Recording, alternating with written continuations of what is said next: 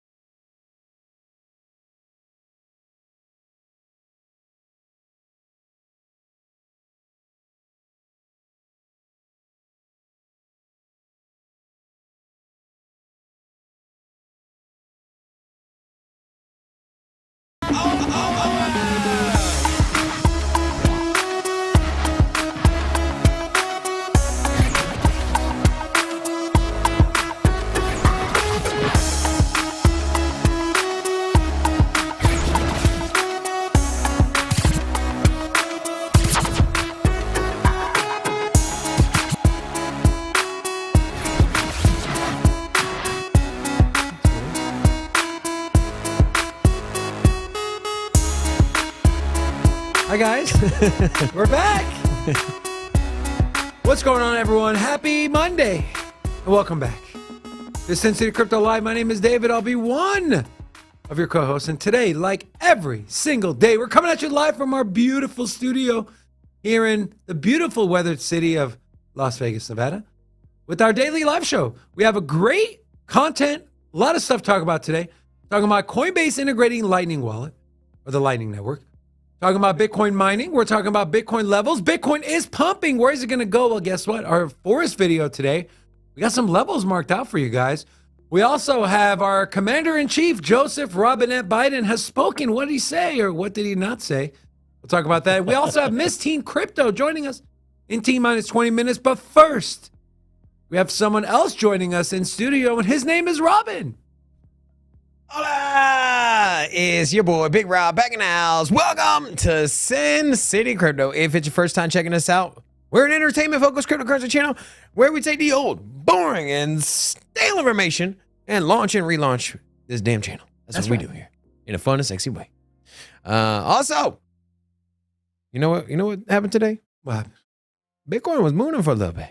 We got a 29.5 this morning. You know what that means, right? It means a bullhorn is back, baby. I go.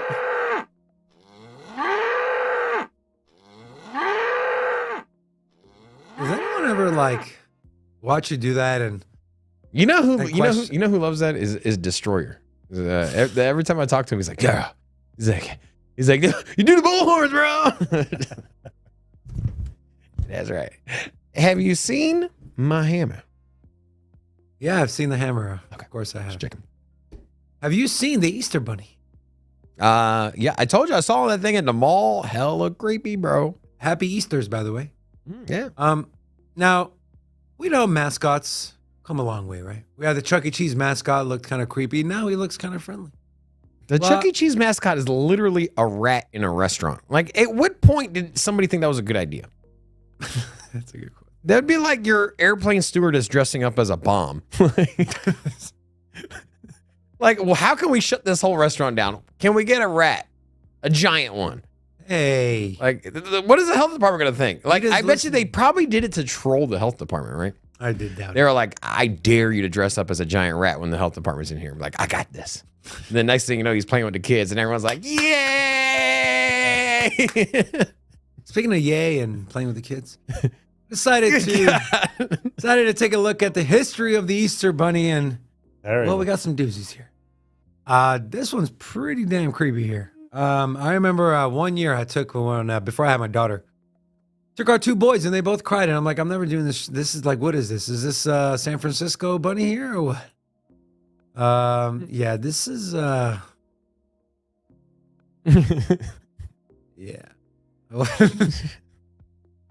Yeah, these are this is a little creepy. But to those of you that celebrate Easter, happy Easter. What was creepier, this Easter Bunny here with the kid, or was it Dalai Lama with the kid? Yeah, that Dalai Lama thing was weird, man. Weird. We're not showing that, right? Hell no. Yeah, please don't. I don't want to watch that again. Way too weird. I'm sure people have seen it though. Yeah, I'm all about weird, but definitely that's not weird. That's crossing the line there. So I mentioned our president has spoken. If you're in the U.S., he's also your president, Joseph Biden, and his beautiful wife Jill. They talked about Easter, and he was asked a question. Well, let's all try to figure out what Joe said.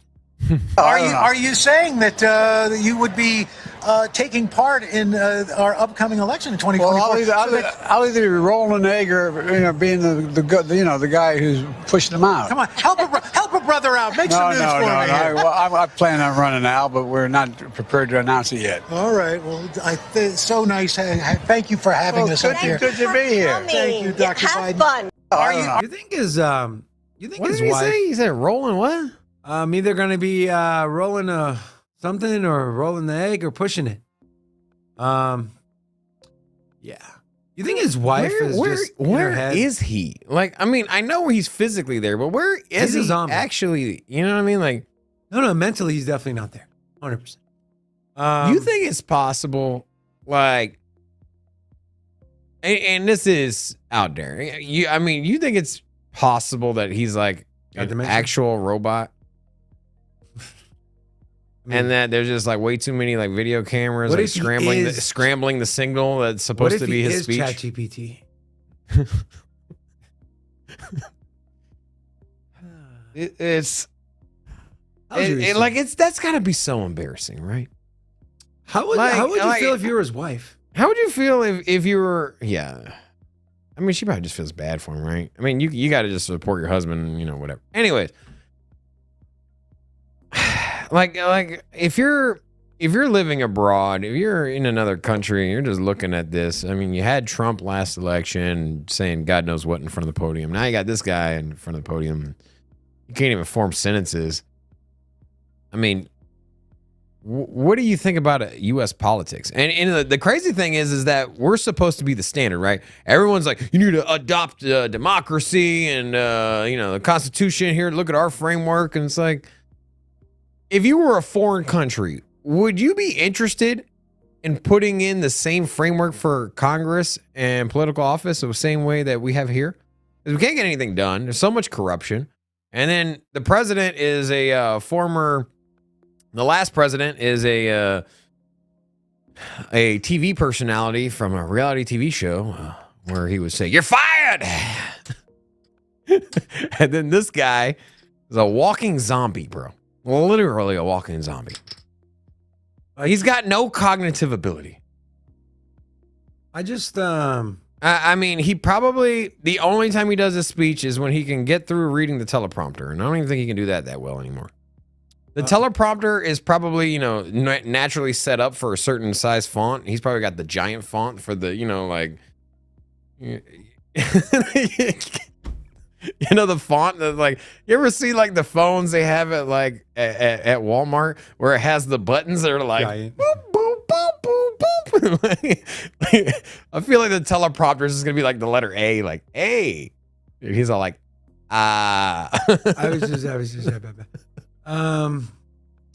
someone said, man, we just need some fresh candidates, man. Yeah, let's get some. I just hope we get 2 40-year-olds in the next election. I'll take 50. Yeah, I'll even take 60. Yeah, 2 40-year-olds, 2 50-year-olds running for office. That'd be nice. You know what else would be nice? People hit the like button. Let me ask you a question. Rocco, give me the camera. You, sitting on the couch, driving your car, or at the gym, wherever you're at. I'm asking you a question. Yes, I'm asking you. Have you hit the like button? Because if you have not, do you not like this channel? Do you not like my haircut or Dave's light powder blue shirt? Because if you do like all of that, do us a favor, hit that like button. Muchas gracias. Powder Blue, what's up? Someone said Brian Armstrong stepped down. He did not step down, but someone pretty big stepped down from Coinbase. That's breaking. We'll cover that in a second. But first, we're going to cover this. Since it's tax season, IRS said almost nobody paid taxes in crypto in 2022, to which Richie Rich tweeted, said, "How the F you want me to pay taxes on losses?" And it's very true. I don't think anyone's made money, obviously, unless you're a trading genius like Crypto Lifer or Forrest. So then we have this. Did you see this, by the way? No, what is the it? The FTX report. Mm-mm. Okay, so Coin Bureau retweeted this. FTX debtors just released a report on the failings of the exchange, and boy, it's a shocker. It's actually a miracle they didn't suffer severe hacks. Look at some of these highlighted items here. The debtors identified private keys to over 100 million in ETH assets stored in plain text without encryption on a group server. They also found tens of millions of dollars that were stored in plain text on multiple servers. Single signature-based private keys to billions of dollars in crypto assets were stored in Amazon Web Service Manager, a cloud-based tool used to manage information. Also, the debtors identified other keys to millions of dollars in crypto that were simply titled "Use this" or "Do not use."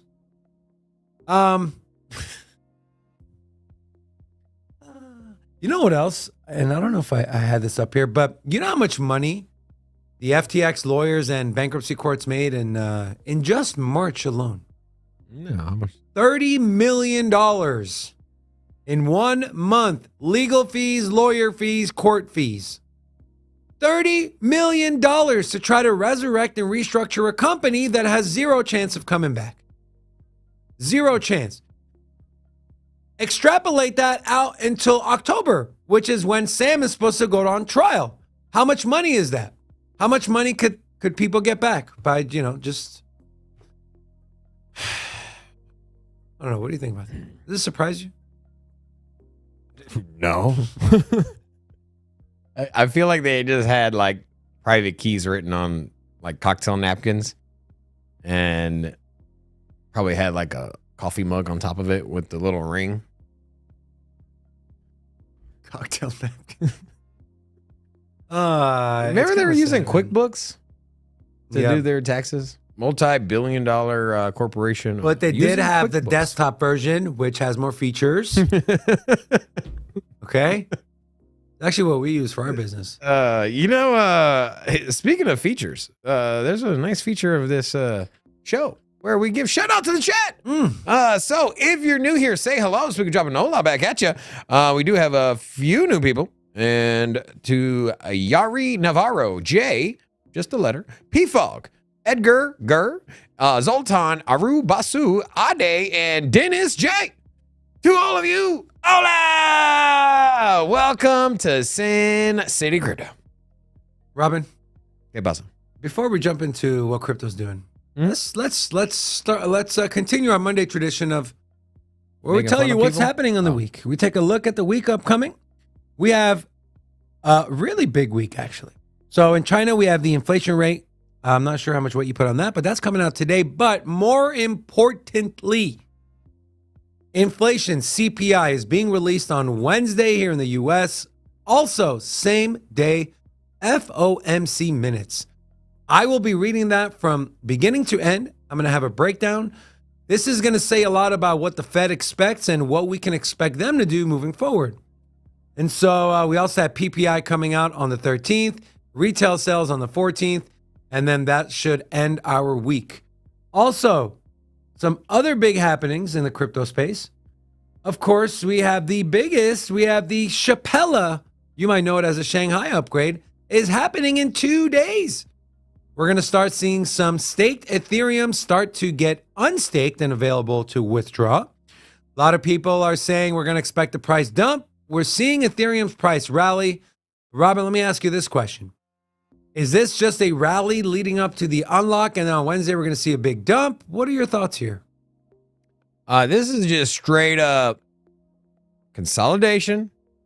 We're pulling back the arrow. We got that bow. But we're actually not consolidating. We're pumping right now. That's what I'm saying. Like, we've been consolidating for so long that we traded around 28,000. And even though we got a little rally today, we're still at 29,000.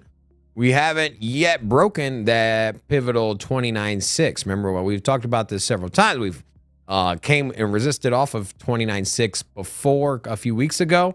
And we tested just 29,000 a couple times. And so I'm very curious that if we break that 29.6 mark, if we get up to 20, if we see 29.7, 29.8, it's off to the races, bro. We're going to straight Elon Musk out of here, bro. Does that mean? SpaceX, rocket. That's right, man. Mm-hmm. So if you want to know, if you're not sure with what the Ethereum Shanghai upgrade is, or Chapella upgrade, or what possibly is going to happen to the price, go over after this live show. Go over to our main page, and you'll see our ETH video we did. And we talk about all of that. So make sure you do that. Also, we just dropped our CBDC video this morning. So make sure you go show that some love. Share that with all your friends and family. CBDCs are a hot topic, and so everyone wants to know. And we did a video for you guys. Also, Robin, let's take a look at the markets. All right. So as we mentioned, we do got Bitcoin coming in at a nice $29,125. And you can see here, if we're taking a look at the 24 hours, we did get, you know what? CoinMarketCap only says we got as high as 29.17, but we did get to 29.5. I saw it. Did you see it? I seen it. You seen it. That's right. But anyways, we are in a nice pump here. Beautiful rally. And what a way to start the week off. All right, here's a question. Will we be over 30,000 by the end of the show? Do you think it's possible? No. Do you think we touch? No. Do you think we flirt? Maybe. Do you think we tongue tickle the 30K mark? One of these? Yeah. Hmm. By the end of the show. Possible. I think it's possible, man. I don't know. From right before the show, we went from 28. Like, where were we at again? Let's see.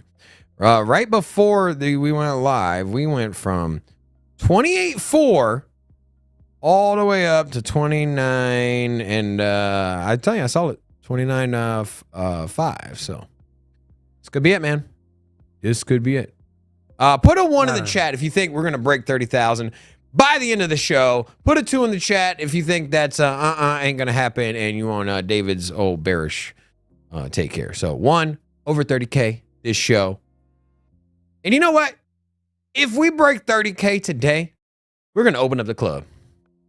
You want to do that? Sure. I'm down. All right. So hopefully we break 30K. We're gonna open up the club today if we do. How about that? You know, but if we swap over to a lot of 2s, man. Y'all a bunch of haters. Why is it a hater? I don't know. So this is kind of a rising, you can call it a wedge, rising wedge. And these do typically break to the downside. But guys, patterns and TA is all probabilities, right? This doesn't mean that we're for sure going to break down. Probabilities are we will break down and we should find support right around this 27K. This would be my worst case scenario. Well, not worst case, but you know, if we do break down and we fall below this 28K level, which we've been kind of trading sideways at, I would expect us to find support right at this level right here where we built support twice. This is the 26.8 to 26.9. This is where we broke above on this massive candle. This is on the daily, by the way. This massive candle on March 17th, we broke above and then we came back, retested it perfectly, and then we saw them move up to that $28,000 mark. We also tested this as support back in late March again, twice. So this is the level I'd be scooping up at if this rising wedge does play out and we do break to the downside. 26.9 would be the number if we break below 28. So we'll see. Good. What else do we got? All right, and then taking a look at the broader crypto markets, we also have some of the biggest gainers. Conflux up 13%. Trying to Also, Render token up 9%, and Singularity Net 8, Casper 6, and some of the biggest losers today. We got Toncoin down 1%. Other than that, everything else is a flat zero. Everything's in the green today. If it was if I was a meteorologist, I'd say green skies ahead. Green skies ahead. Yes. It's high pressure. That's right. And finger tornadoes are in tornado watch, right? Finger tornado watch. Finger tornado watch. Yeah, that's right. And then we do got a few new people I noticed. We have there we go. Y'all saw my list. Cheat sheet.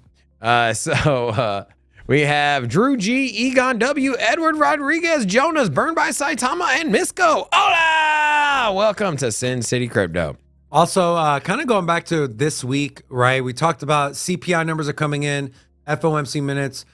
We also have earnings this week from some of the top banks: JP Morgan, Citigroup, Wells Fargo, PNC, BlackRock. Earnings are coming out this week. Delta Airlines, which is who will be flying when we go out to Atlanta this week. So I'm curious. So you think it's this? You think it's possible that this Taiwan and U.S. thing escalates and actually turns into a war? Like it's speeding up, man. It's speeding up, man. The rhetoric is speeding up. Now, whether or not, this isn't the first time we've had an exchange of threats or provocations or China military demonstrations, things of that nature. But I feel like we're in a new territory here with this, and I feel like the threat level is higher. Now, I'm not saying that there's any kind of category we're in red or I'm just saying that from the optics. Seems like this thing is speeding up, and you got other countries taking sides. You got France and trying to represent Europe, saying, "Hey, we're gonna stay out of this thing. We're gonna, U.S. wants to back Taiwan. That's their own thing." You have Taiwan practicing a blockade with their ships. They just released a video showing what they would do if there were an attack. And it was China did? Yeah, China, and they had a bunch of missiles hitting the island and ships encircling it. And then Taiwan just responded and said, we will defend our skies and we will never give up our beliefs. And that was today. And so, yeah, man, it's ramping up, man. There's a lot of negative in the world, but you know what else? You know what's positive? What's that? Is we are in the space that no matter what happens, obviously, nuclear war, not counting that. But if these countries decide that they don't want to rely on one country's currency or power, or, hey, no more superpowers, everyone wants to do their own thing, what is going to connect all the people around the globe together? And you are currently in that space right now, and that space is cryptocurrency and blockchain. Yeah. That's what's exciting to me, man, is what we're seeing with countries saying, no, we don't want to rely on the dollar and we want to do this and want to do that. Well, at the end of the day, economies they're connected, whether you want them to be or not, right? Via trade, via sending money. You got family overseas, whatever the case may be. And if we start moving away from the traditional financial system and what we have going on now, which we already are, what's going to be there? What is agnostic to government and politics? It is cryptocurrency. As Emily Choi from Coinbase said, crypto does not care if you're black, white, Republican, Democrat, Chinese, American. It does not care. You got the money in your account? You got to pay a transaction fee? You're good. We don't care what you look like or who you vote for. Well, the thing is, fiat currency is based on the belief and basically the security of the government and its interconnectivity with global trade and commerce. Because you can't be an isolated country, not transacting with anybody, and expect to have a elevated GDP, right? You need to trade to get rare earth metals and commodities and energy and oil. You have to bring that into the country. No country, not even the U.S., who has lots of resources, can be 100% self-sustained. And so in these geopolitical scenarios that we're starting to get into, if there is world calamity, then and there's stress on the global trade, who's gonna be the one to pick up the bill? It's gonna be fiat currency. It's gonna be the dollar. And that's where we're gonna feel it the most, because we saw what happened when we cut off trade with China. And what happens if China and Taiwan have their war, or something happens? Or what happens if these international banks start collapsing? We saw Credit Suisse. The U.S. can't bail out international banks. They can try, a handful of them, but my concern is that this is going to escalate. And you know what? There's a safe haven for when it comes to purchasing power and moving value, and that is in crypto. And so while everyone else is scrambling, we'll be set up, right? We got the bunkers, and other people are going to try to come up in here. I was telling some of my buddies, man, because they were over there talking about the dollar losing its. They were talking about the dollar losing its supremacy and the hegemony that it has, and they were all concerned about the banks. This was a few weeks ago, and I was like, "Look at you guys!" I'm like, I was a crazy Bitcoin guy, and now all of a sudden, y'all are the ones over here pooping on your own dollar. And I was like, you know what? I built the bunker, man. Don't be trying to come up in here eating my canned food. Nope. Canned food. That's right. We're building it. We're building a Noah's Ark, man. We got the Ark, and we've been building this thing. All of the crypto DJs, we've been building this damn thing. And everyone else out here has been laughing. They're like, what you building that for? But like, the storm is coming, bro. The storm is coming. Laugh at me. And now it's starting to rain. And over here, they're over there looking at my boat. Leave my boat alone. Over there looking at my boat. I'm over here just building that damn thing. You know, I'm tired of looking at you. You know who I want to look at? I want to look at someone. Building that I want to damn look boat. at a fresh Building that face. boat. I want to look at a fresh face, someone I don't see every day because I'm tired of looking at you. And we have someone, and that person is Miss Teen Crypto. Let's bring her. Hola! Hola, fam. What's up? Happy Monday. Happy Easter weekend to everyone who celebrated. Hope Randy. everyone is doing well. Happy Easter, as my mom would say with her accent. Happy Eastern. That's How beautiful. was your Easter? Did you have a good time? Did you spend some time with family? What did you eat for dinner? Like, is there a certain cuisine you guys do for Easter? Like a special, you know? No, we got lazy. We didn't cook that much. Like I made like air fryer stuff, and then like I actually went to Nathan's in Coney Island to see original Nathan's. So I went there. I was in Coney Island. I was just walking around yesterday, and then I baked some fresh oatmeal cookies, and I put raisins in half. So it's like half oatmeal raisin cookies. So I did that, and I was showing them on my show this morning, and I know a lot of people are talking about it in the chat. But yeah, that was my weekend. It's pretty basic, pretty simple. How about you guys? I actually pulled up David's Facebook photo of his dinner. Rocco, will you pull it up for me? Yeah, so he was so nice of it. Like, it's a barbecue chicken pizza. He put the Easter eggs on there. That is so nice awesome. of you. You're such an idiot. That looks delicious, actually. The crust Barbecue looks chicken nice. pizza with eggs. Yeah, let's you know? see you talk crap to her. Go ahead, Robin. Go ahead. Give her crap. Rocco, go ahead. Let's see. You know what? You can't. I would try it. I wouldn't be against that. Like it's so like it's a unique combo. I would go for it. You I know, would try Randy, it. it's funny. On what was it? My birthday. Robin ordered a barbecue chicken pizza with pineapple to make fun of me. Guess who ate the most slices of that pizza? It was him. It was him. Stop! was You like hungry. the pineapple on the pizza? Yeah, that was Rob. disgusting. I'm like, just do regular barbecue chicken. He adds pineapple. I'm like, this is disgusting. He's like, oh, it was really good. You had like 4 pieces. Nah. I was surprised. I thought you liked pineapple on pizza. Not on barbecue chicken pizza. No. My bad. I like ham and pineapple. No pineapple. Let's Not at all? scratch that one. No. What about banana? I mean, listen, if you have a good like pizza, and especially in Brooklyn, especially in New York, you get a good quality pie, you cannot put pineapple on that. You barely need toppings if you have a really good pie, if you're going to be honest with yourself. I won't argue that one. You know what I will argue though? I will argue, let's get into some news here today. So Cool. this was just breaking. And if you've been watching our channel for a while, you know how I feel about stuff like this. Coinbase exchange boss exits company.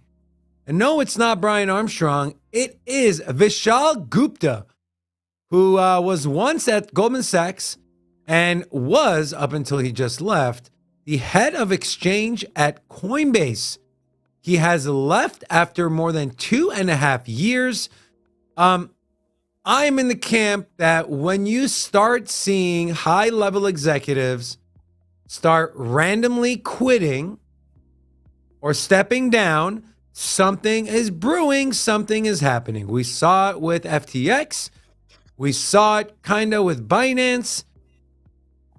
I mean, is this a Robin's? I know what he's going to say. He's going to say this is no big deal. This is a nothing burger. That's right. Nothing. Randy, what are your thoughts? Do you share some sort of, I don't want to say like you're not scared, but are you worried a little bit? Like, is something brewing that we're not hearing about with Coinbase?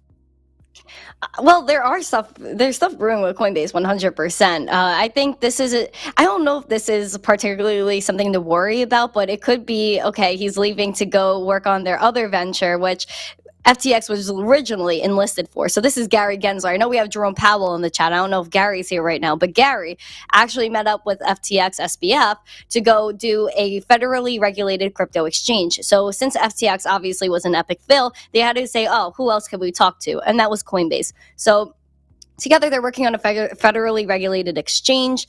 I could see him saying, oh yeah, I'm leaving Coinbase to go work on IEX instead. But again, I'm not too worried about it. It could be he's going to work on something else that's a little, zesty, Not in the crosshairs spicy. of the SEC. Listen, he was a TradFi guy to begin with, and if you look at like the history of like people that worked for Goldman Sachs and then entering crypto, like you always see the direction that ends up in. So maybe if he's leaving Coinbase, it could be a good thing for Coinbase. Who knows? What do you think, Robin? But they have the federally regulated thing. I hate that. Publicly traded companies, large organizations, giant companies out there have large boards. There's always a list of VPs that are like a mile long. You got VP of marketing, VP of finance, VP of this. Coinbase isn't a massive company, though. They are publicly traded. have What that do you mean many they're not a executives. massive company? They're not. Okay, when I think they're the massive, largest- I think BlackRock. I think Citi. So you don't think how many people you think they have on their board?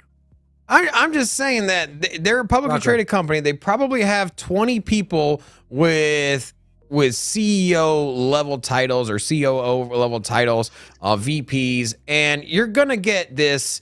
You're gonna get this all the time, man. And the only reason this is even getting any headlines is because they're in the limelight. Coinbase has 1,200 employees. Exactly. That's What's nothing. the big deal? Would you be concerned if Uber's chief marketing officer all of a sudden decided to put in his notice? Would you be like, oh no, taxis are coming back? No.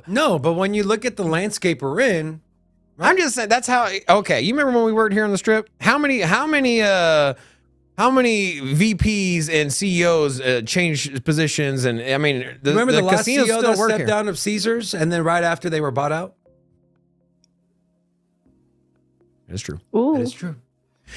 But I'm not trying to look. I'm not trying to scare anyone. I'm not trying to spread FUD here. I'm just saying, I'm naturally in a 12-month period, you're going to get at least a handful of people leaving, quitting their job, or getting hired. It's just the shuffle of corporate America. That's what head happens. of exchange. Though. It doesn't matter.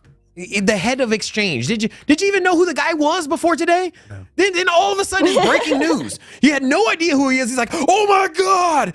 He's like, what's his name? He's quitting. Like now all of a sudden it's like some big ordeal. Like, get out of here, bro. I want to know what the chat thinks. Do you guys think this is a big deal or a nothing burger? Put a 1 if you think this is a cause for concern. Put a 2 if this is a nothing burger. You didn't even know who he was. 1, cause for concern. 2, this is a nothing burger. It's like Bitslotto when it went down. It's like, what was Bitslotto? And then there was like this Beaksy thing that they took out in exchange last week or 2 weeks ago. Like who, what, where? Oh, now it's news. The DOJ's coming together with the SEC and the OCC and the PCC and the CPC. They're going to bring down an international exchange, and it was Bitslotto. I was like, yeah, okay. But I don't know. I'm naturally I'm kind of a skeptical person. And so my antennas are always up. And so something seems off. My mind starts wandering.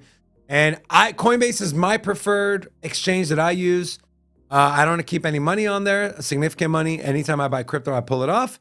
But it's something that definitely we should keep an eye on. Speaking of Coinbase, on a more bullish note, Coinbase is going to be integrating the Lightning Network, says Chief Executive Officer Brian Armstrong. So this is sourced from BN Crypto. Coinbase CEO Brian Armstrong said the crypto exchange would integrate Bitcoin Lightning Network into its platform. He made these comments in response to a tweet by Bitcoin bull Wicked, who challenged him for not publicly commenting about the Lightning Network before, to which he said the tweets auto-delete and he has said something in the past. Now here's something interesting. So several crypto stakeholders, Michael Saylor being one of them, said, quote, adding Lightning support for deposits and withdrawals would be phenomenal.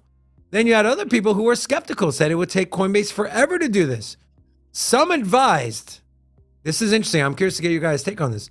Some advised Coinbase to be fast with the integration because the exchange might end up with nothing to offer apart from Bitcoin, given the current regulatory environment. So first, Rob, whose take is that? that is the head of There's no way Coinbase is gonna only offer Bitcoin. That's that fake ass thumbnail headline kind of bull crap. Right? there's a lady on the show. It's the maximalism. Like, Yeah, like I think that's where it's coming from. I mean, There's no way? I can see a scenario So where you don't see a scenario in this current administration with Joe Biden, the people advising him, Gary Gensler, Elizabeth Warren, for them that blankets everything's security except Bitcoin until we figure it out? I mean, the CFTC already said Bitcoin, Litecoin, ETH, BUSD, and Tether were already commodities. So Yeah, but how much that's weight- something. But Randy, how much weight does their word hold versus the SEC? they and the have OCC just as and the much FDIC? they have just as now, much yeah. power as the SEC. Now Once they make the decision, they can't really change it. It's like what's done is done almost. they're two different branches, and so what percent? Okay. theoretically they have the same amount of power. They just Let me ask you guys this question. What percentage probability would you put that the US would come on and label everything as security except Bitcoin until they figure it out? What percentage chance would you put on that? Andy? That they would? Yeah, I would probably do a 1% chance. I don't think that would less happen. than 1%.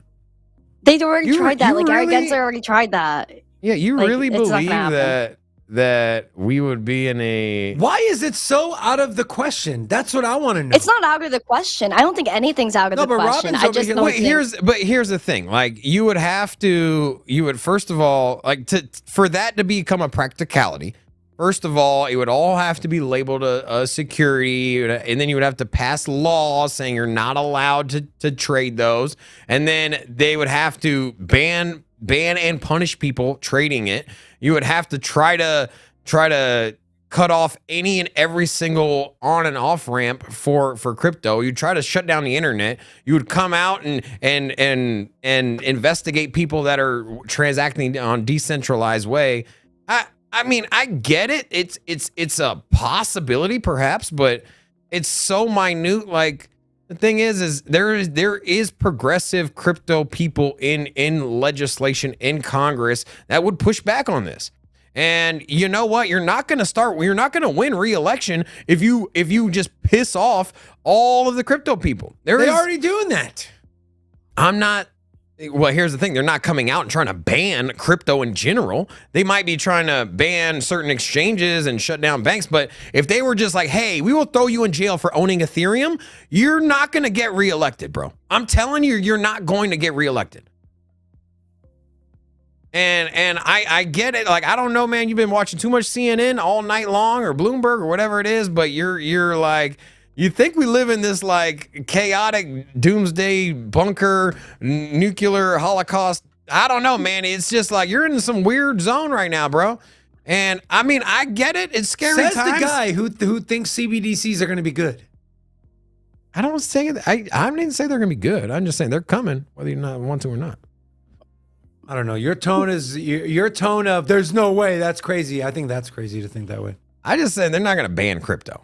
That's all I'm saying. They're not going to ban crypto in the States. They might put a lot of regulation, but they're not going to straight ban it. You're going to be able to. You can always buy Ethereum here in the States. I'm sorry. Yeah. Yep. Even after this restrict bill goes through, right, Randy? Man, this restrict bill, I do have to do more research on it, but at the end of the day, I don't think they could get away with that much. And at the end, it's really just code. So they really can't stop someone from running code and executing code. So it's going to be like this theoretical, like for the newbies that don't know about it or are going to be like, oh, you know, maybe this is bad. But people that are really in the industry are going to know like this can't really affect us. It could try to slow us down, but it really won't affect us in the long run because it's something they're going to have to give into because so much money and so many people are going to be like, oh, wow, they're banning this thing. Now, how can I get it? Because obviously there's a reason they don't want me to have it. It's like when you tell like a little child, like they can't go into the cookie jar and go get a cookie. And then you walk out of the room and then they have like chocolate from the cookies all over their face. But Randy, like, of course, like you're going to tell people not to do something. They're going to go and do it anyway. here's the and thing. It's What if- decentralized. You can't But stop what if it. they're like? But what if they're like, yeah, if you eat cookies, we're going to cut your hand off? How would they, You gonna go eat the like, cookie? listen, you can't do that to you. Like, That's what they're doing. how They're would like, they, if how you would they use get a your VPN, Bitcoin from you? $250,000 and 30 years in jail if we catch you using a VPN.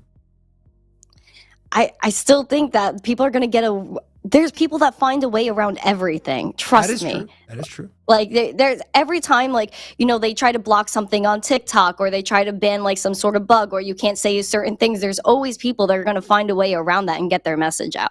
I think it'll be the same thing here. At the end of the day, it's like decentralized protocols. It's all electricity. Like, unless you're going to shut down all the electricity across the entire world, there's no way you could stop crypto. And there's protests already going on. I watched an interview with the president of the European Central Bank and some other guy, and they were talking about, I didn't know his name, but they were talking about CBDCs and Bitcoin, and the guy was already saying that people are protesting the digital euro already. People already don't want it. So like Bitcoin, people are going to find their way to get their hands on this. I just think that, our country has been around, since when did we land here? Was it 16 something? When did we land here? Yeah, when did this boat sail? Anyways, we've been here long and damn enough. And what was it? Yeah, when did 1492. 1489. Well, yeah, it's quite some time. Man. Yeah, that's a long time. Yeah, we've been and just so you know, they sailed from Portugal. The mother, the Pinta, the Santa Maria, and anyways, I've seen those. I went on a field trip when I was younger. I saw the boats. Wow. But we've lived in this country for so long, been alive here. Our parents have been here, and there hasn't been any. I can't think of any example within the last, say, 100 years where they've thrown you in jail for buying something. I mean, give me an example. Was it What about 90 the years 30s, ago they were Robin? taking gold from you? Yeah. Yeah, what about in the the 1930s? 1930s? What about the alcohol prohibition? What about that? But they reversed the alcohol prohibition. Yeah. And that was over 100 years. No, 90 years ago. You don't have to go that All far. I'm saying is, look, what I said, is it probable? No. But for you to sit there and have this attitude of there's no way, I think that's also wrong. I mean, but you also have all these other countries that are trying to like escape the dollar using like their own currencies, and they're going to have their own CBDCs and things like that.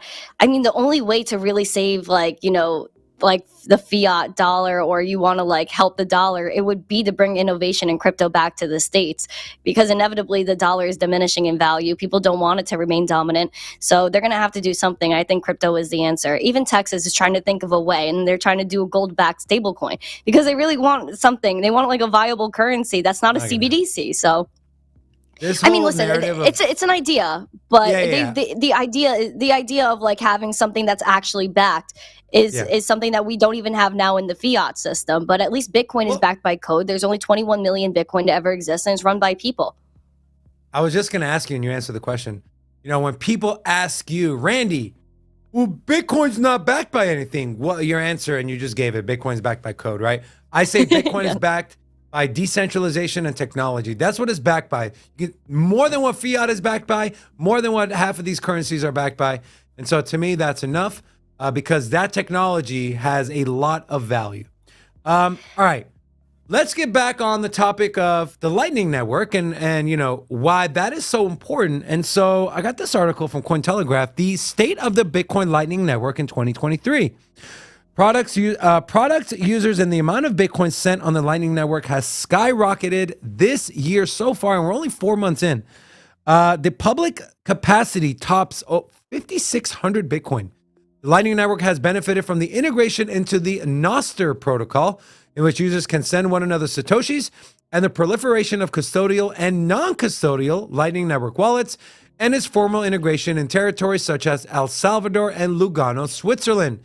The Lightning Network is also growing as a peer-to-peer means of payment. Eric Sirion, co-founder of Bitcoin mobile app Fedi and maintainer of the Fedi Mint protocol, explained, though, that running a Lightning node in 2023 is still difficult. Some people don't even bother when faced with the complexity. He said, quote, to keep your own Lightning node running, to keep well connected, like keep your connections up to date with the nodes that are relevant, it's essentially a part-time job. And you have Matthias Kohler, co-founder of Swiss company Pocket Bitcoin, said, quote, it has become substantially easier compared to 2018. However, it's still early, not easy for the masses. What are your guys? I'm going to ask Robin first. Lightning Network, we know it's a centralized layer 2 that runs on Bitcoin. It's touted as Well, it is technically decentralized. Nobody controls the Lightning Network, but it is not the original case. It's still only been around for a fraction of the time Bitcoin's been around, so hasn't essentially been tested as long as Bitcoin has. So with that said, there could be some vulnerabilities that haven't yet came to the surface, but as time progresses, becomes less and less likely. But no company does own Lightning Network. It is Bitcoin in disguise, right? It is a movement of Bitcoin, but it's not the original layer 1. And so I don't know, man. Randy, what are your thoughts? You bullish on Litecoin on Lightning Network? Are you bullish on this integration? What do you think? Like, is Lightning Network going to be the key to using Bitcoin as a payment method, peer to peer? I think you're muted. Randy, I think you're muted. My bad. Sorry, I had to cough You're good. before, and I didn't want it to be on No, there. you're good. Sorry. So I heard you say Litecoin at the beginning. Bullish on that too. Litecoin's awesome, but I think Lightning Network is really cool, and I think a lot of these to say Lightning Network won't succeed because it's not user friendly to get run your own node to the masses. I think is so silly because most of the things like mining rigs and everything is not easy for the masses to begin with now. So I think that's not a good reason for Lightning Network to be brought down a notch. I think everything's going to get easier. I mean, listen, if you look at 4 or 5 years ago, the way we look at social media, the way we use social media, the way we use the internet, the way wallets were 4 or 5 years ago is not nearly what it is today. So I think as as time goes on, as more people join the ecosystem, they're going to find these problems, find solutions, and make it more convenient for people. I have seen nodes get easier. I've seen a lot of people get cold storage that's a lot easier, more approachable. Things come with time. I think especially for micro payments and you want to use Bitcoin, I think Lightning Network is essential because if you send $2-3 of Bitcoin right now, you're probably going to pay a quarter of that in fees, and it's going to take a few minutes. And people, if you're going to transact, you want something instant, you want something convenient, especially speaking from a Gen Z perspective. We tap and pay in the store. We don't want to carry cash. We don't want to do a whole fiat interaction. We don't want to wait at the register for our stuff to be finished. We just want to scan. We want to leave. I think that's what Lightning Network does, and I think it's pretty essential for, again, those micro payments. As for larger payments, that's still what you have to rely on main chain Bitcoin for. I think Lightning Network is still going to succeed. El Salvador is using Bitcoin as legal tender. Other countries are embracing Lightning Network at a rapid pace as well to pay for goods, since their inflation is 90+% every day, yet Bitcoin with its price fluctuations is still relatively stable. So I'm just curious on why the crypto scene, people that aren't quite as bullish on Bitcoin, they're more focused on layer ones and altcoins. There's a vast community of people out there that are extremely outspoken against the Lightning Network, but yet beat the drum for Polygon. I'm like, how do you beat the drum for a scaling solution for layer ones outside of Bitcoin, but then you poop on the scaling solutions for the Bitcoin network? It makes no sense to me. And now here's the thing: you want to use the base layer? Go ahead. Go ahead. You want to use something that's a little bit, a little bit faster, more throughput, but perhaps has a little bit more vulnerability because it's not as tested or secured as a layer one. That's your own thing. I just I don't know why there's always such a divide on the Bitcoin community and altcoins, and each one of them always pointing the finger saying this is bad and this isn't how it should be. So, well, it's their bags. Yeah. True. Sorry. Just really blunt right there, but it is what it is. I mean, you nailed it. It is what it is. Is what you hold is what you believe, right? And so if your biggest bag is Cardano, all of a sudden you're going to be the biggest, Charles Hoskinson fan. Same thing with Ethereum and Vitalik and, the whole Satoshi Bitcoin white paper. I mean, if that's where your life savings is, because, people degen put all their money in it.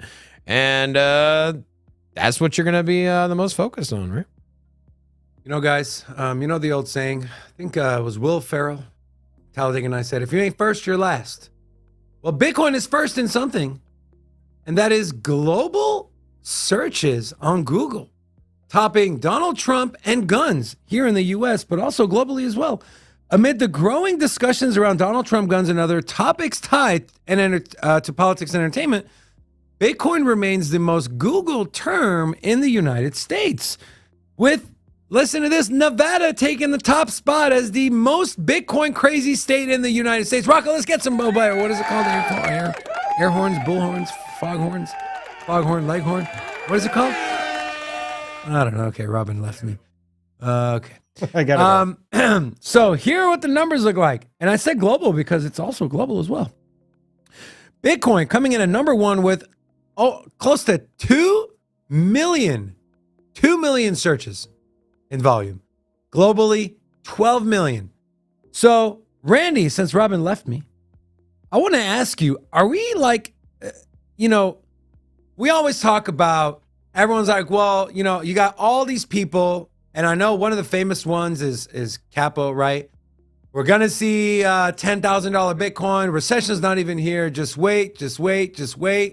Because they think when macro starts to fall, Bitcoin's going to fall. But is what we're seeing, are we seeing a narrative shift happening in front of our eyes? And second part to that question, if we do face macro headwinds, do you think Bitcoin has a chance to just completely split off and go the opposite way?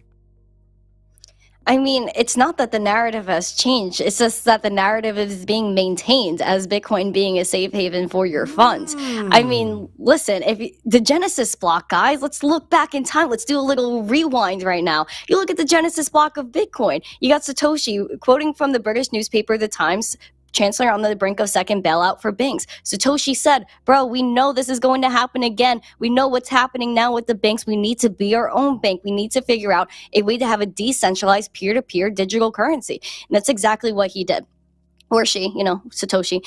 Now you move on over the past, 14 years that Bitcoin's been around. Beautiful, executing beautifully, the best appreciating asset, period. No matter what asset you're looking at, Bitcoin is the top appreciative asset.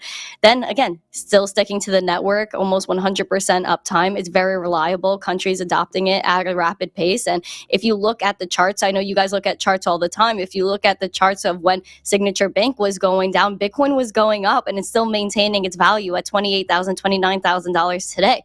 So despite the macroeconomic conditions of the world where our own president is saying banking crises aren't over yet. You have Jamie Dimon from JP Morgan saying banking crises aren't over yet. Studies coming out saying 200 banks have the same vulnerabilities to a Silicon Valley bank-like collapse.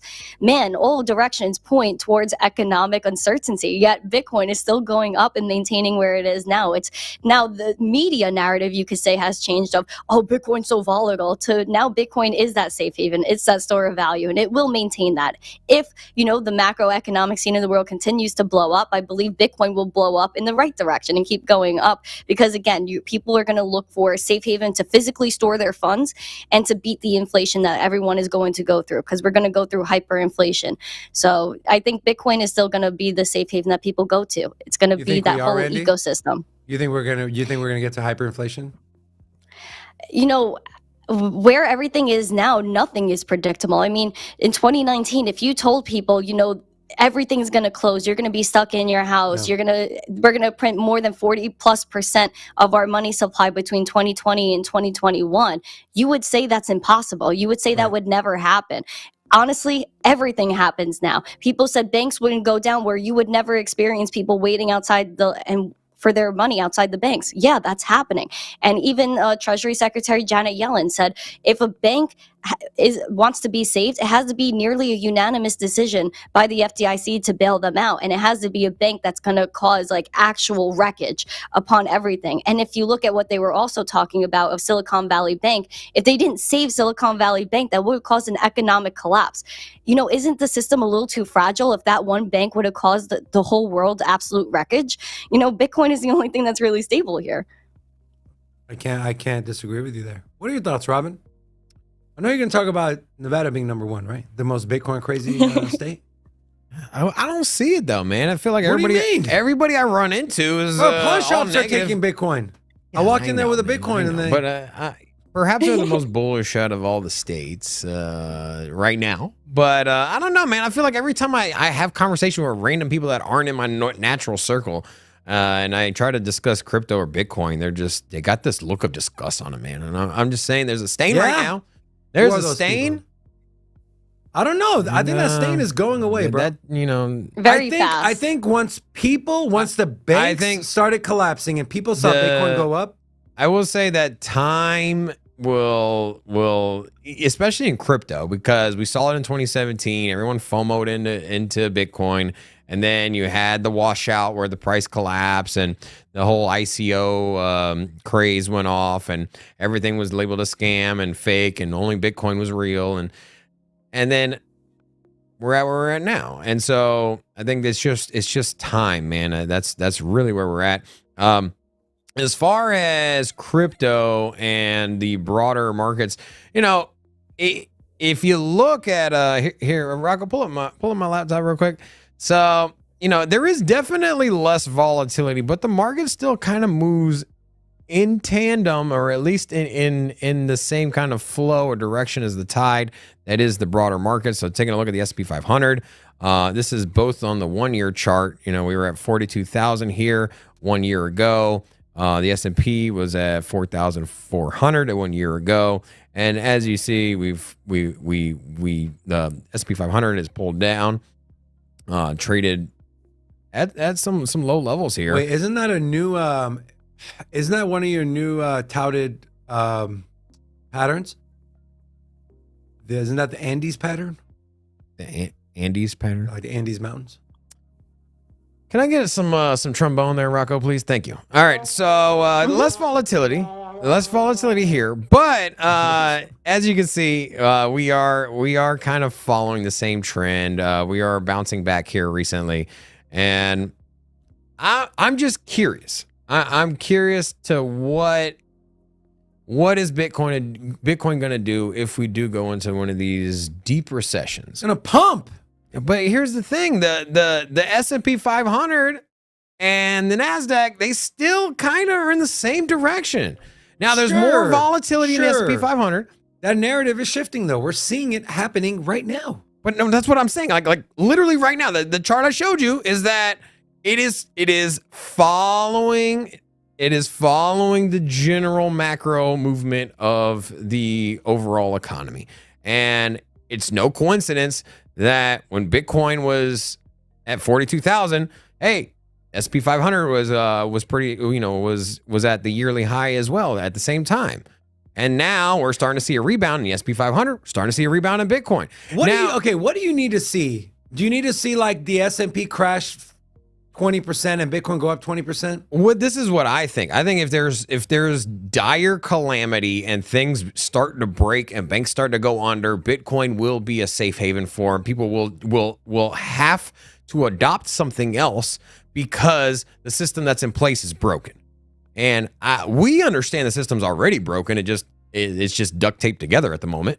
But I think what my concern is that if we limp through a recession and all of a sudden the broader markets have a significant pull down, risk on assets are in the tank, and the banking system doesn't go under and we just print to death, I'm just concerned that we're going to follow the S&P 500. And I truly believe that.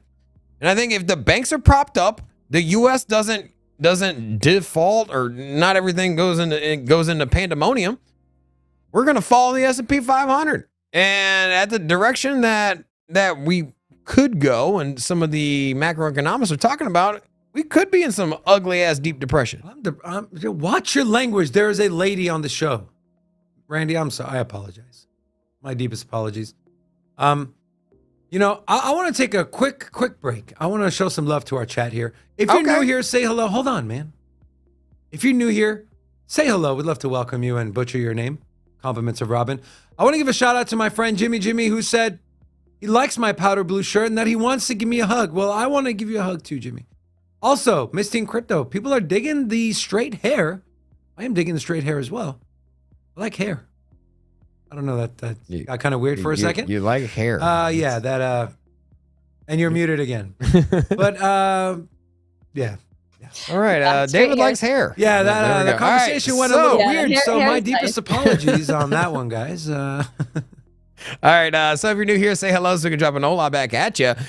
We have Sell More FUD, Morton Matt, Bodega Veggies, Marth Mike, Dead Polaroid, and Fire Up. To all of you, hola! Welcome to Sin City Crypto.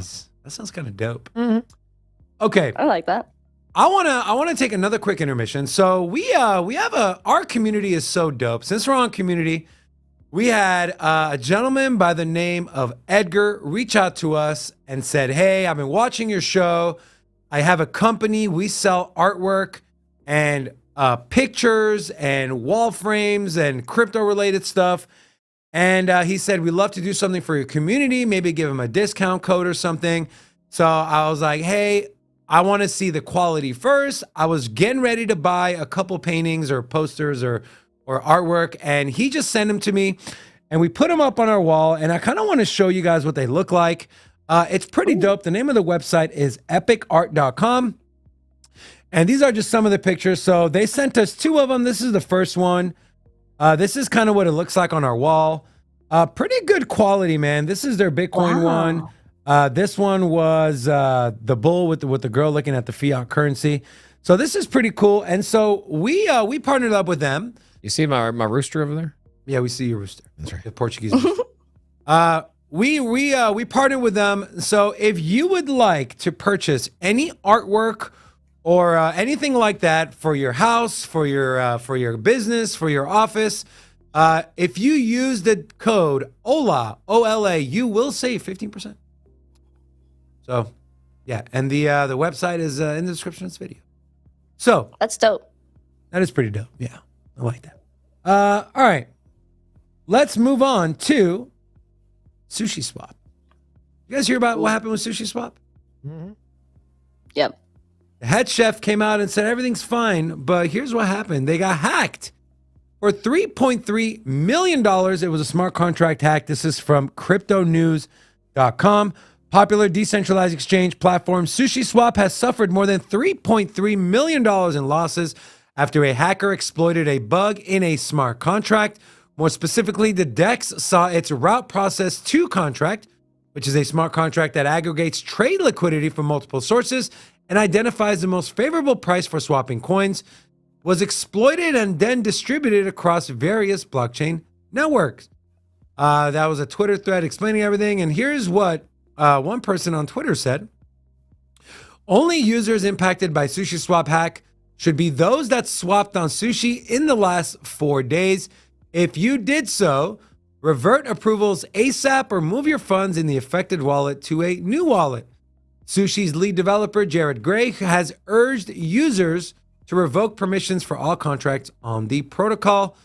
I think I have one more thing to highlight here. The team has managed to recover a significant portion of the stolen funds through a white hat security process. Robin, Sushi Swap, the number 2 DEX on Ethereum. I believe they're number 3 across the entire crypto markets ecosystem. Now, 3.3 million is not a lot of money compared to the amount of volume they do and all that. So what are your thoughts? Rob, I'll start with you first. All right, so Sushi Swap is falling out of relevancy, right? They're number 130 on the CoinMarketCap list. I remember or 140, and I remember when they were up there at the top, one of the top projects. I think they might have been in the top 30 or 40 at one point, and it was just a lot of buzz going on with Sushi Swap. And it's not, we're seeing it across all the dexes, and I'm just curious if dexes are gonna rise to the same dominance that they had in 2020 and 2021. Because the rise of decentralized finance and the swaps, I mean, that was all the craze, right? That's why we saw those big Ethereum transaction fees, because everyone was trying to buy all of these altcoins that weren't available on exchanges, and they're doing it through the dexes. And I mean, that's where you would, SHIB first was traded. We're on these dexes, and I don't know, man. I think that these services are going to be offered by the likes of like Loopring, for example, where it's more of a polished product. I don't know if this this model is gonna work in the future. Now, as far as what we see with the vulnerabilities, we're seeing a lot of attacks when it comes to dexes, especially against the liquidity pools. We're seeing where you can borrow from certain dexes, take a leverage position, and then drain liquidity by putting value on one side or the other. And that ends up being more and more common. If I was a liquidity provider, I would be, if I was providing liquidity on Uniswap or Sushi Swap, I don't know if it's really worth the risk, right? I mean, there's not a lot of volume going on these dexes anymore. And then on top of that, well, first of all, the whole business model revolves around volume, because you're going to be getting a fraction of transactions. So if you're falling out of favor for the end user, and you have less and less volume, and there's still all the vulnerability aspects to it as well, and where you can get drained on liquidity or hacks, is it even worth it? I don't know, man. That's why I think it's going to be a centralization of a couple. Now, not a centralization as far as the dexes, but I think you're going to get just a handful, maybe 1 to 3 dexes that is going to be the go-to in the future that have multi-chain operability, and that's going to be it. These smaller dexes, they're the ones that keep getting compromised, and Sushi Swap is now a smaller dex. They're out of favor. Do you agree with that sentiment, Randy? Do you think there's going to be 1 or 2 to rule them all? I mean, I'm in the camp that competition breeds excellence, right? Look what happened with OpenSea. They were the number 1 NFT platform for a long time, and it was subpar. Then we saw, all these other NFT platforms come, and OpenSea started to step their game up. Are you in line with Robin? Are we going to see 1 or 2 major dexes, or is this thing going to kind of be able to spread? Is there enough love to go around?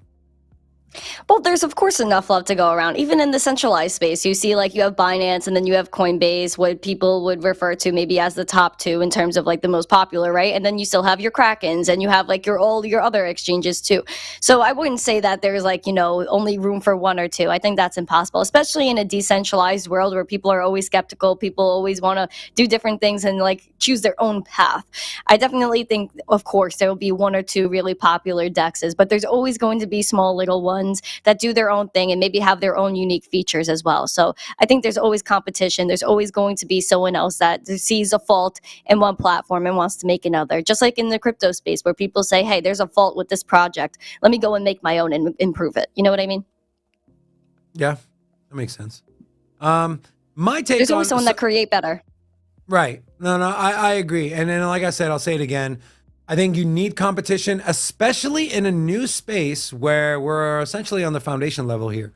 So Exactly, you need, we should be rooting for these newer ones to come out. You never know. Someone might, create something that can change the entire industry forever. How things are done, how things are settled. We need multiple places to buy stuff online, but there's one to rule them all. Amazon, bro. I'm just saying but that and everything else is small, and that's what we're gonna get. The market's space gonna is established, though. Right now, I think it's important to have new projects and to let them flourish and for them to succeed, because I think it's on. And yeah, if something comes about it from a new project, and let's say Uniswap takes a bull by the horns and goes with it, sure, they can. Let me ask you, why do you use Amazon versus buying on eBay? Convenience.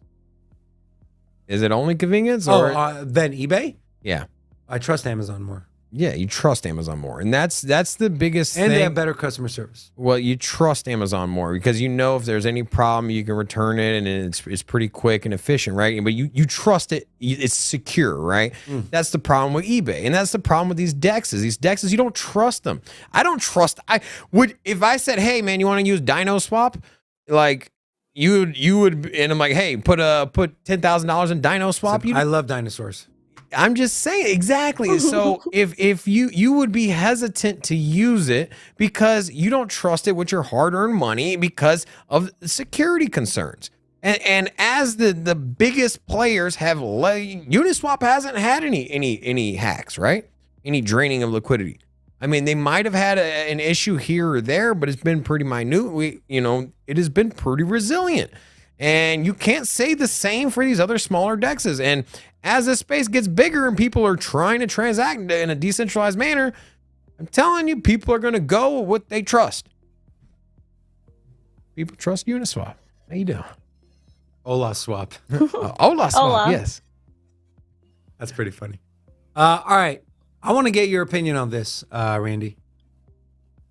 Arbitrum. So I know for a fact you know what happened because you're on top of your game. But if you're not familiar with what happened, Arbitrum, they shot first and asked questions later, or they shot first and asked for permission later. So the whole point of the Arbitrum token is that it's a governance token, right? You're supposed to be able to vote on decisions made by the foundation and the treasury. Well, Arbitrum put the cart in front of the horse. They decided to withdraw liquidity or withdraw money before they got the vote out. And so they faced backlash and ended up being close to 80% of people voted no, but it was already too late because Arbitrum had already pulled that money out. Now, apparently, we have this. Community wants Arbitrum Foundation to return $700 million of the $750 million that they pulled out back to the Dow Treasury. This is from Cointelegraph. Arbitrum community has initiated a new proposal requesting the Arbitrum Foundation to return 700 million ARB tokens to its Dow Treasury. The foundation should proceed with its budget only after returning the tokens. Quote, this is a symbolic gesture to demonstrate that the governance holders ultimately control the DAO, not the Arbitrum service provider, nor the foundation, said a community member. Now, Randy, I'm going to ask you first. Was this a bad look on the Arbitrum DAO for them to do this before the vote came in? Do you think this is kind of overblown? And have you lost faith in Arbitrum, or is this still full steam ahead? That is a red flag, man. That is like, the whole thing about a DAO is that it's supposed to be decentralized. People are supposed to have their opinions heard and things like that. This is not having your opinion heard at all. It was like, okay, they assumed it was going to go one way, then they pulled the money out, and everything's transparent. So thank gosh for the blockchain. Arbitrum's new too. So it's like you would think they would say, okay, let's do our vote. Let's have a few votes at least. Like, let's have people gain trust in us in the DAO. Then, maybe we'll go rogue one day if we're really planning on doing that. But they did that anyway. So I think that for Arbitrum not to have the time, not to have, the, I guess, trust in the market already as it is, it's pretty speculative. That's a red flag for me. It was like, for me, I'm not involved. I'm not exposed to ARB right now. But it's, for me, as like a potential investor, I would maybe wait a little while and steer clear and see what happens next. Because if I can't trust them to take a vote, then how can I trust them with the future of how much money they probably have in this project, which is probably millions, if not billions, by the way people have been talking about it.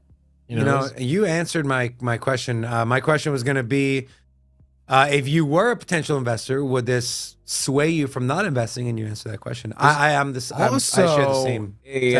Also, another red flag, a red chat popped up here. We got Jimmy gifted $100. Jimmy! Oh yeah, and 20 gifted memberships. The Sin City hype man himself. Right. Let's go, Jimmy. Yeah, I'll be Jimmy for Halloween this year. You're gonna be Jimmy for Halloween? I don't have enough money to hand out like Jimmy does, but you can just like come in with like McDonald's money, like Monopoly money. You mean? Yeah, Monopoly money. It's the same as McDonald's fiat money. I'm telling you, they have I remember they had McDonald's. When does McDonald's have money? I don't know. They have like those gift cards and stuff, bro. Say it. Okay. Gift cards and stuff, bro.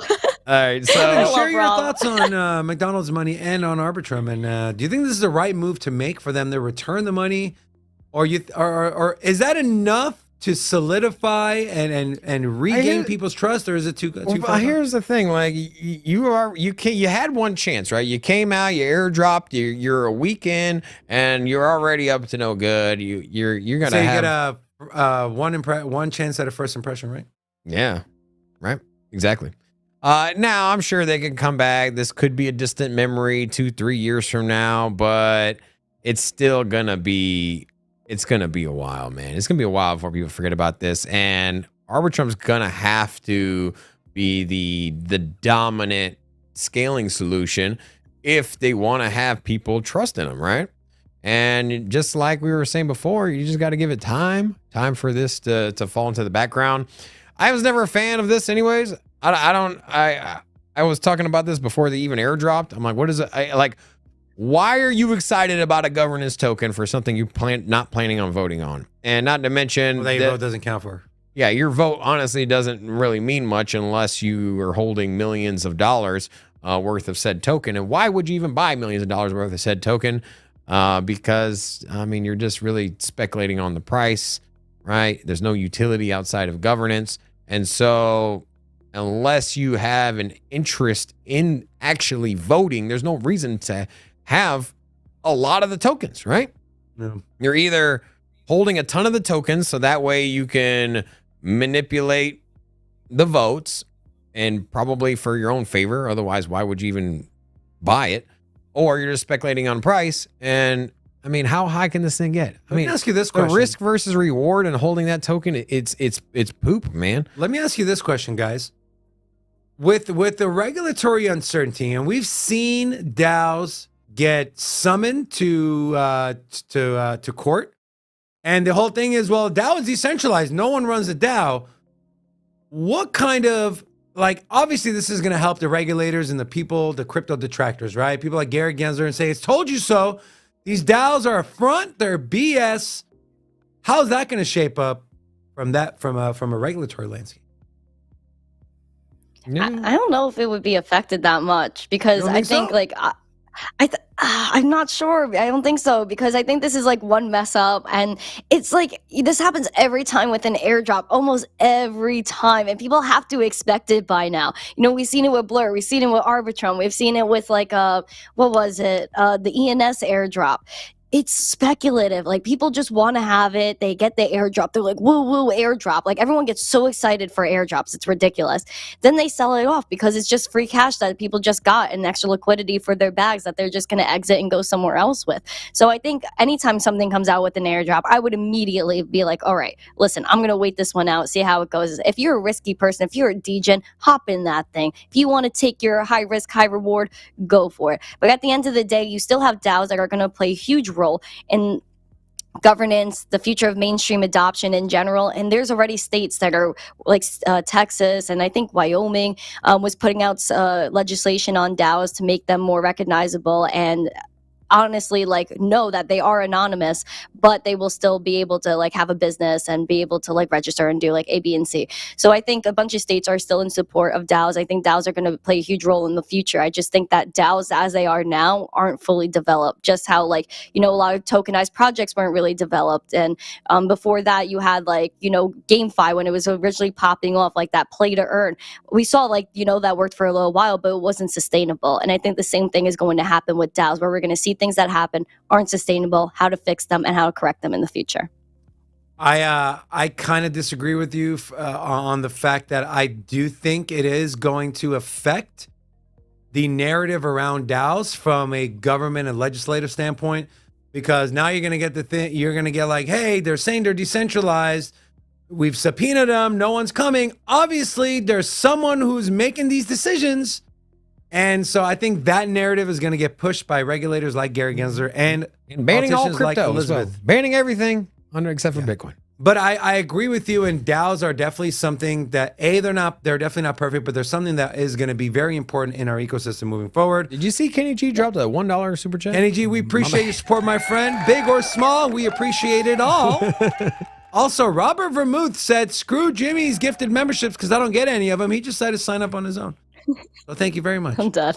You know who else we value? We value you, Randy, Missing Crypto. And we've kept you much longer than we said we would. And so we always do that. Mm-hmm. So it's okay. To you and your flexible schedule, thank you so much. Also, guys, if you enjoyed Missing Crypto and the content and you want more, click the link that's pinned in the comment of this chat you're watching right now, the stream you're watching right now. Go support our guests. Go subscribe. Randy, before we let you go, is there anything you would like to leave us with? Absolutely. Guys, we are going to get after it. This is a beautiful space and it's a revolution, guys. Revolutions are not easy. We have 3 inalienable rights. That's life, liberty, and property, as per John Locke. And that's exactly what Bitcoin and cryptocurrency does for you. We have the right to be able to own our property and transact and use that property as we will. And that's exactly, again, what DeFi, decentralization, and Bitcoin does for you. So keep calm, hoggle on. We're all going to make it. Trust me, fam. Smash these likes, show love to the SEC, fam. Also, if you want to find me, I'm at Miss Teen Crypto everywhere. Catch my show daily, 12 p.m. Eastern. Tomorrow I'm going to go live at 10:30 a.m. because I got some stuff to do in the afternoon. So make sure you're there for that. But thank you guys so much for having me again. I literally love you guys. Hola, adios. Have a great Love day, you too. fam. Stay zesty. You Real said, quick, you said 12:30? What time are you gonna be over there? We're Tomorrow I'm gonna be live tomorrow at 10:30 a.m. Eastern. So that's like Damn, that's what, early. 7 a.m. for you guys? Yeah, Yeah. I'm 30 sleeping. a.m. Yeah, I'm gonna be sleeping. I'm going like outside. I'm actually like going to like maybe talk to people tomorrow. Crazy stuff, right? We're actually going outdoors. Yeah. You know, Randy, We're actually gonna be hosting BitBoy's show for a whole week next week. yeah. I'll be spending a whole week, It's 9 Sin Day City- with Robin. Sin City Takeover. We got the whole BitBoy studio for a week. It's just me and David.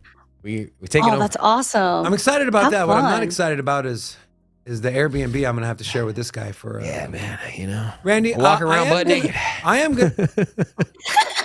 Oh my It's God! gonna be please, college. For the love of God. He's Randy, gonna go when you- streaking. when you finally make it out to Vegas, I am going to ask you to see your ID because there's no way you're 20 years old and smarter than me and Robin combined. But either way, we appreciate your as always, Randy. Enjoy the rest of your week. Go check out Missing Crypto, and we look forward to having you back on in the future. Take care. Mwah. Have a great day. Thank you, fam. We Again, love you, Randy. literally We'll love see you you guys. next Hola, adios, fam. Hola, Bye, adios. chat. Later. Hola, adios. That's better than hola, actually. Now, on to our Bitcoin. So, take a quick look at where Bitcoin is currently. And we're going to take a look at some target levels to look out for with Bitcoin pumping via our video from our man Forrest. So, Bitcoin currently is sitting at $29,231. $29,231, up 4.43%. Over the last 24 hours, will we get to 30K by the end of the day? I say, maybe. Rocco, I hate you. I hate you, Rocco. Don't hate me. You don't like reality. Yeah, what kind of distorted reality are you living in? I'm not going to waste any time arguing with this Italian guy. All right, let's see Forrest's video. Key levels to look out for Bitcoin this week. So without further ado, I present to you. All right, hope everyone's having a great Monday. I want to cover the Bitcoin levels to look out for this week. We've been in this tight range for some time, consolidating, and everyone's starting to expect that we're going to break out and make a large move sometime soon. Now, if we zoom in, we actually see that we've seen a decent little move here in the last 24 hours or so. So we'll see if that continues on this week.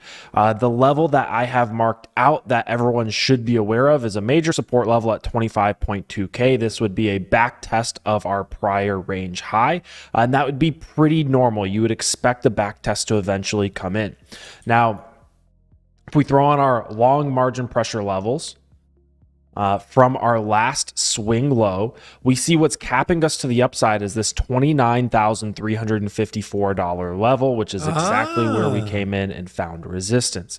So breaking through that level again may end up being quite difficult. On the downside or on the bottom side, what's capping or potentially coming in as support before 25.2K is $26,100. And that's where you can start seeing longs come in on 4x leverage and still maintain their liquidation point below this most recent local low.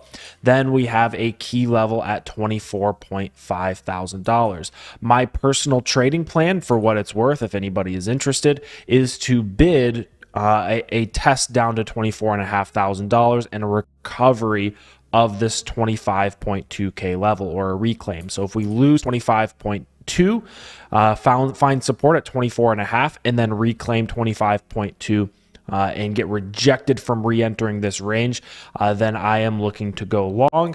Otherwise, the disciplined move here is to probably be very patient and maybe even look for some short opportunities at these key resistance levels. If we move over to high block capital, we see key resistance where $29,400. This is the liquidation levels heat map. These show where there's potentially a lot of liquidity lurking, which can act as both a magnet, but also as a resistance level, as it's difficult to push through all of that liquidity. So $29.4 thousand lines up pretty perfectly with our $29.4 thousand level. Now, a lot of people are of the opinion that if we break out of this consolidation range, it's just going to be a straight shot upwards. Personally, I still see a lot of resistance in this 30 to 31K region, and probably more consolidation on top of this level if we do break through. So I don't think it's a level that you have to FOMO into if we do start breaking through. And to show you another reason why I believe that, if we bring our local low on our long margin pressure levels down to our most recent bear market low at $15.5 thousand, we see that buyers are going to be very hesitant to buy on 2x long leverage above $31,000. And if we go back over to high block capital, where do we see that next level of that next node of liquidity? Right around $30,800 to $31,000, right? So again, our margin pressure levels are matching up with high block capital's liquidation levels heat map. So if we do get another leg up, I don't expect it to necessarily go ballistic like I think a lot of people are expecting. I would expect some resistance at 31K, and then that could be our local top, right? And we start breaking back down to retest some of these lower levels, right? So I am of the opinion that we may have one more leg up, but we need to be careful if we're just, looking to ape into Bitcoin. This is a little bit riskier of a strategy, something that we need to be more patient with and look for better opportunities. So I hope this was helpful. If it was, please make sure you subscribe to Sin City Crypto. So this was recorded early in the morning before Bitcoin crossed 29K.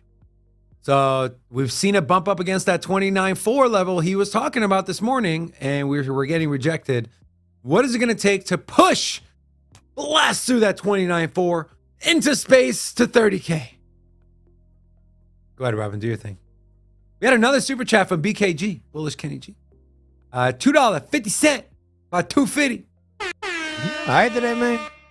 I'm amped, bro. You're kind of strange today, man. I'm strange. Says the guy over here talking about going strike. skinny dipping with another grown man. Weirdo. By the way, his name is Little Jimmy now. Little Jimmy, LJ. Okay. Mm. You say it's okay to copy the cat. So is this the right?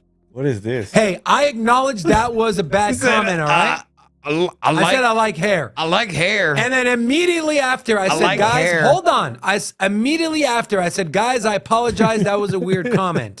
Okay? I'm not perfect, but at least I can admit it. Can you admit you're not perfect? No, you think you're on your high horse over here. Speaking of horses. Do you like my hair since you like hair? I don't like your hair. No. Go ahead, man. Go ahead. All right. If you're new here, say hello so we can jump a whole lot back at you. So we can watch Robin struggle. We got to pronounce her a name. few new people here. So let's see. We got GT, Morton, Matt D, Bryson G. We got Ayub, Rat, Crypto Bellico, Coors Lightyear, Omar, Whoa. Nomad Numbers, Burnt Floor, Chris Hold on. Ergo, Purple 303, and Bradley Clark. To all of you, hola! Did you Welcome say to Sin City Crypto. Coors Lightyear? Yes. That's a dope name. I like it. Guys, before we leave, I want to show you something. I want to...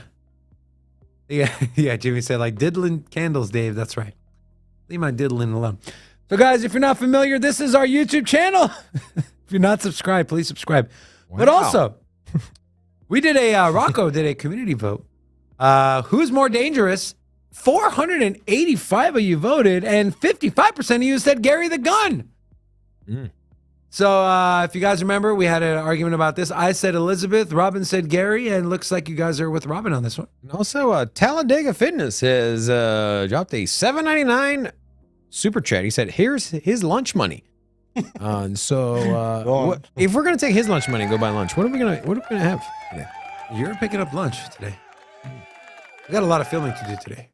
Okay. Guys, also, while we're here, go check out our videos. We just posted one about CBDCs about 4 hours ago. CBDCs exposed. It's a big talking narrative. I'm sure you have a lot of family and friends that are like, what's a CBDC? This is the perfect video for them. It breaks down what a CBDC is, what it means, some of the potential benefits, and obviously the drawbacks as well. You know, it's funny. I was talking to my dad about CBDCs, and he was like, "Well, I don't trust in the oils. I used it on my knee before." And I'm like, Wait, what? CBC, CDs, or CBD? I swear, I was just like, "Yeah, never mind, Dad. Never mind." Hey, respect your father, man. Don't make fun of him. Educate him. Tell him Sin City Crypto's got a great video up. He should watch it. I'm just saying. I just say, he's like, I used it on my knee before. It didn't really work too well. And I'm like, all right, brother. At that point, just give him a hug. Dad, I love you. It's, okay. It's going to be okay, Dad. I was like, where's the turkey leg at? Also, some other videos that I definitely recommend watching. Well, outside of all of them. So halving, if you want to know what the halving potential price target, what it means and what's happened in the past, go watch that video. Also, with the Shanghai upgrade in 2 days, go check this video out. What to expect, what can we expect from the price, and much, much more. We're amping up our production here. We're amping up the videos we put out. And so we hope you like them, and you show us you like them by watching them and sharing them with your friends and family. Also, go share your share our social media links. We're on Twitter at Sin City Crypto 1. We're also on Instagram, TikTok, everywhere, anywhere, and everywhere. Who's doing that? Is that you or Rocco? All right, Rocco, just fucking do this. Just launch it. I like hair.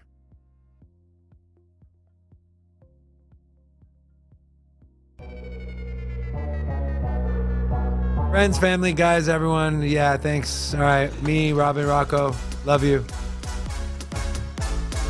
That's it? What kind of finger tornado was that? You guys are picking on me, man. Oh.